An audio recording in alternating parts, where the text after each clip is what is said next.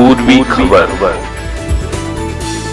रानीगंज में श्री श्री अनुकूल ठाकुर जी की 138वीं जयंती बड़े ही धूमधाम से मनाई गई, जिसमें सत्संगी भक्तों ने बड़ी संख्या में भाग लिया और आध्यात्मिक उत्सव के रूप में भजन कीर्तन सांस्कृतिक कार्यक्रम हुए, जो कि देवघर के सत्संग आश्रम और स्थानीय सत्संगी भक्तों द्वारा मनाया गया। यहाँ ठाकुर जी के उद्देश्यों को स्मरण किया गया। आपको बता दें कि यह कार्यक्रम रानीगंज के राजबाड़ी मैदान में प्रियाबोधि महोत्सव के रूप में मनाया जा रहा है। এখানে সুন্দরভাবে একটি আয়োজন করা হয়েছে, যেটা রানীগঞ্জে আমরা প্রথম দেখতে পেলাম এটা। আর এখানে ভক্তিতে অনুকূল ঠাকুরের আর যারা আজকে দীক্ষিত আছে তারাও, যারা দীক্ষিত নয় তারাও এখানে প্রচুর মানুষের সমাগম হয়েছে। আমরা দেখতে পাচ্ছি যে প্রত্যেকটি মানুষের মধ্যে আসছে এবং সেই ঈশ্বর নিহিত আছে মানুষের মনের ভেতরে, এবং সেই ঠাকুরের টানে এখানে প্রচুর লোকের সমাগম, এবং সেই সমাগমে এখানে প্রসাদ গ্রহণ করছেন প্রচুর লোক, এবং মানুষের ভক্তি আরো বেড়ে উঠেছে। আমরা চাইবো এইভাবে মানুষের সম্পর্ক তৈরি হোক, মানুষের ভেদাভেদ যেন না থাকে, একে অপরের হেল্পের জন্য, অপরের সেবার জন্য সবাই নিহিত থাকে। এখানে এসে দেখি প্রচুর সেবকরা মানুষকে সেবা দান করে যাচ্ছে।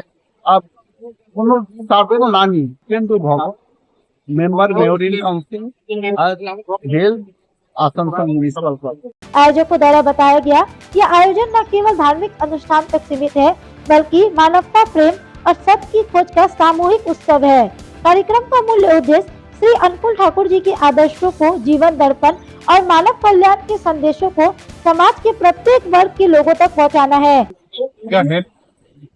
বহু রূপ থেকে হাজার হাজার এখানে এসেছে, তারা তো রোগীতে এসেনি, তারা এসেছে সবে আনন্দ করছে এবং দেখছে ডাক্তাররা বসে তাদের শরীরও পরীক্ষা করছে।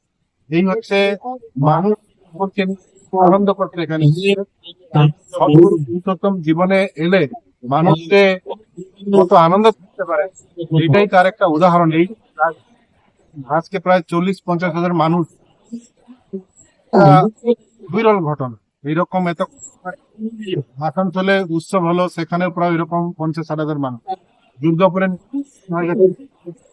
মানুষ, এই ধরনের মানুষ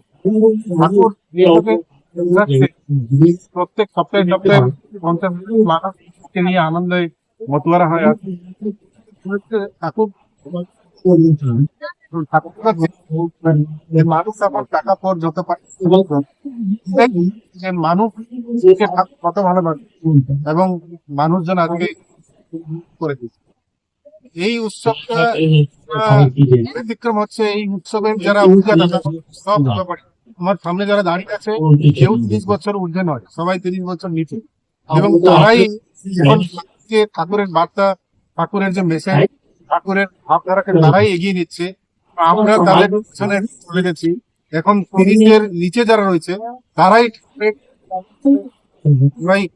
এবং প্রতিটি গ্রামে এখন ছেলে লাগে, এবং তাদের যারা আইকন তারা হচ্ছেন পরম পূজ্যপাদ অবিন্দ দাদা, এবং অবিন্দ দাদা যে ইন্সপায়ার করেছেন, যার বয়স তিনি তারা মানে ধর্মের হয়ে গেছে। তারা ধর্মের জন্য তারা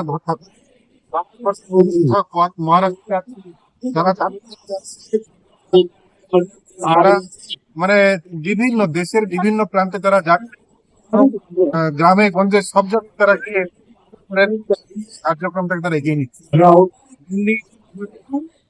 আপনার নাম পরিচয়? আমার নাম ডক্টর হেমন্ত রায়। আমি এসেছিলাম আচার্য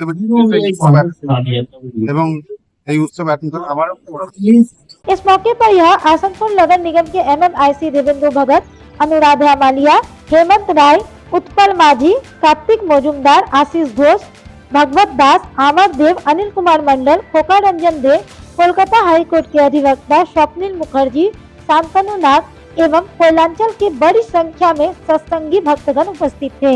आइए जानते हैं आगे की जानकारी। जो प्रोग्राम्स राजबाड़ी से हम लोगों ने, आप कह सकते हैं, इनकरेज किया या हम लोगों ने जगह दिया, वो सब सांस्कृतिक कार्यक्रम है एवं उसके साथ साथ रिलीजियस हमारी सेंटिमेंट्स, वो हमारी सेंटिमेंट के साथ जुड़े हुए हैं, यहाँ धार्मिक अनुष्ठानों के साथ जुड़े हुए हैं। तो देखें तो ये बहुत बढ़िया, और हम खुश हैं कि कम से कम हम लोग उनके साथ में खड़े हैं। वो लोग एक अच्छा प्रचार कर रहे हैं सनातन धर्म का। और अगर आप देख रहे हैं, जो जनवरी महीने में, दिसंबर महीने में हुआ, दोनों धार्मिक में और सनातन धर्म को ये प्रोजेक्ट, तो इसके राजबाड़ी के साथ हर ऐसे प्रोग्राम के साथ और हम लोग करवाएंगे। अगर कोई हम राजबाड़ी मतलब का कोई बात हो, राजबाड़ी और राजबाड़ी करेगा, लेकिन मैं क्लियर करूंगी कि कोई और तरीके का अनुष्ठान धर्म में ना हो, जो सोच रहे हैं कि ऐसे ही नाच गाने का होगा, कमर्शियल एक्टिविटी उस किस्म का होगा, तो हम उसको समर्थन नहीं करते।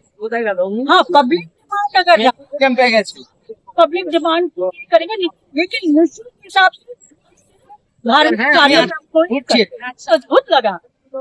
श्री अनुकूल ठाकुर के साथ मेरा संबंध, आप कह सकते हैं, लास्ट 2 दिन पहले के बारे में मैंने पढ़ा, और जब इन्होंने मेरे से रिक्वेस्ट किया जगह के लिए 1 महीने पहले, 1.5 महीने पहले, तो तब से, और आज जब मुझे कुछ कहने कहा गया के बारे, तो आप कह सकते हैं आत्मा का कम्युनिकेशन था, मेंटल जो कम्युनिकेशन था, उस हिसाब से मैंने आज अपना स्पीच यहाँ पे, और उनका कृपा है मुझ पर, मेरे परिवार पर, और इसके लिए मैं बहुत आभारी हूँ।